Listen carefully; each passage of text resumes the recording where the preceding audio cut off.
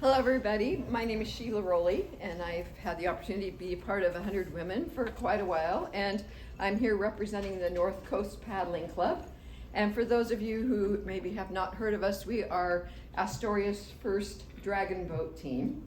And there was reference in the previous presentations, which were terrific, about history and about inclusivity, and dragon boats originated in China, and a lot of the heritage of people moving to this area were the Chinese people who, without them, Astoria would have been a different place. So it's nice that we have that connection. But dragon boating is basically a long canoe that holds 20 paddlers and has someone in the front with a taiko drum pounding out the beat, and someone in the back that's steering it. And my colleague and I, my co-coach, Sandy Brown, we were on a dragon boat team in Nehalem for 11 years and drove 40 miles each way to practice 3 days a week because we loved it so much. And I thought, why, I've done a lot of sports. Why am I so passionate about dragon boating? And we came to the conclusion that, first of all, we should start a dragon boat team in Astoria, which is how a North Coast Paddling Club came to happen.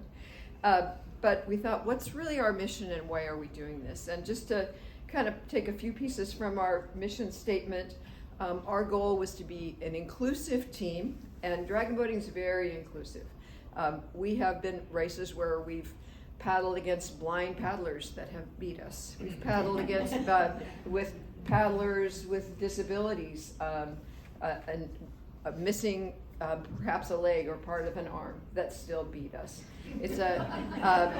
We've paddled against teams whose paddlers are either recently recovering from cancer or who are actively in treatment.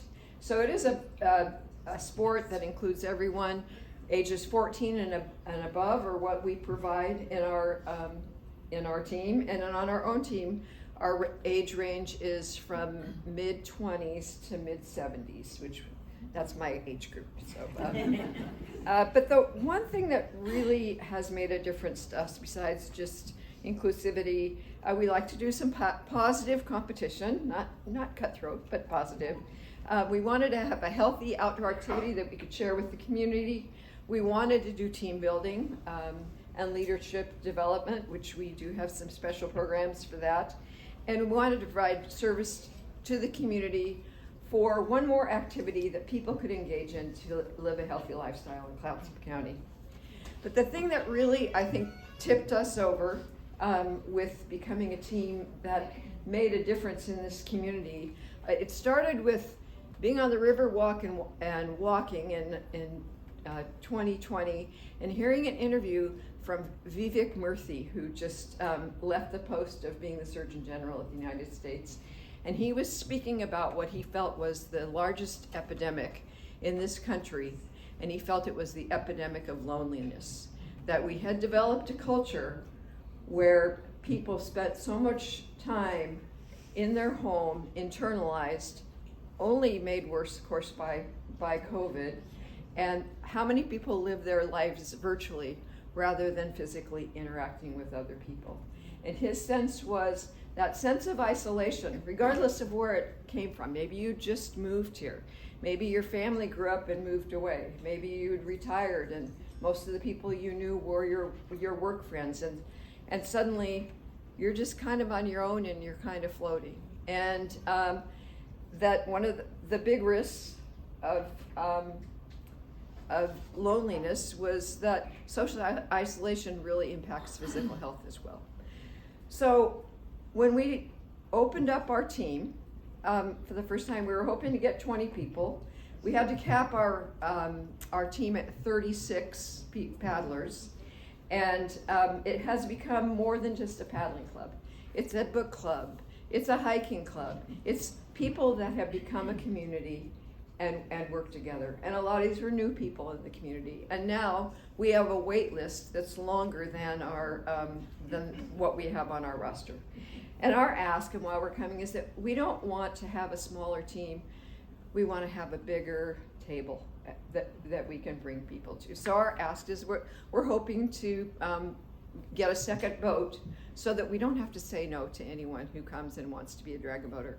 It's physically healthy, it's emotionally healthy, and it is a community of people that have become way more than just partners on the boat. They have become family, they have become friends. We take care of each other, and overall, it's just a pretty amazing experience. And so I'm going to turn it over to two of my paddling colleagues who were new paddlers this year, so they can kind of just give you their take on what dragon boating is like for them. 30 seconds. Okay. 30 seconds. Oh, okay. You go and then I'll go. I'm gonna be really fast then. I'm Shannon, and I moved to Clatsop County 2 years ago after many years in Alaska. I live alone and I work from home 100% of the time, so I knew when I moved to the community I would have to find a tribe, right, to do fun stuff with, and also to be available when I might need some help and support. This team has been amazing. Finish your sentence. It's been amazing. Questions? Yeah, Yes. Kim. Oh. What is the difference, or is there, between dragon boating and crew? That's a great question, and it's actually a pretty easy one to illustrate. When you're in crew, you've got a coxswain, and you're going backwards. You're seeing what you saw. In a dragon boat, it's the person up front that's going backwards, and you see where you're going, and it's a different stroke. This is a rowing stroke. This is a paddling stroke. So those are the main differences. And you have usually two people side by side. Yes. Where do you practice? We have a great dock out on the John Day River. So we don't practice on the Columbia. The main channel is just too hazardous. You know, one big boat goes by. Yes. Where do you purchase your boats? Who makes them? There's two places in North America that make boats: Tampa Bay, Florida, and Regina, Saskatchewan. And a boat costs about $15,000 new, which isn't unreasonable for the size of boat. They're almost 50 feet long. The transport to bring it, delivery, is another $15,000. So we do have one boat. We need a second boat, and we bought a used boat from a team in Portland that had an extra one that was graciously provided for us by Lum's Auto. So, yes. Would you be able to compete in Portland? Yes, in fact, we competed in Portland Last year. Last year. We got bronze medals in our division, so we did really well for first time. Mary. Where do you store the boat? So that's a good question. The boat that we had last year, because the one we just got was after the season was over, we leased a boat from a team in Portland, and they trailered it out to us, and we kept it for 6 months, and then they took it back. But when we get our own boat, because we'll take them out for the winter. A lot of you probably know Ramona Hunter and maybe Kathy Peterson. They're going to go in their barns. Do they know that? Yeah, they do. They are dedicated dragon boaters. It was their idea. Yes. Thank you. Thank you. Okay. Thank you. 501c3. How are we? Who are you associated with? We are we're an independent 501c3. Yeah.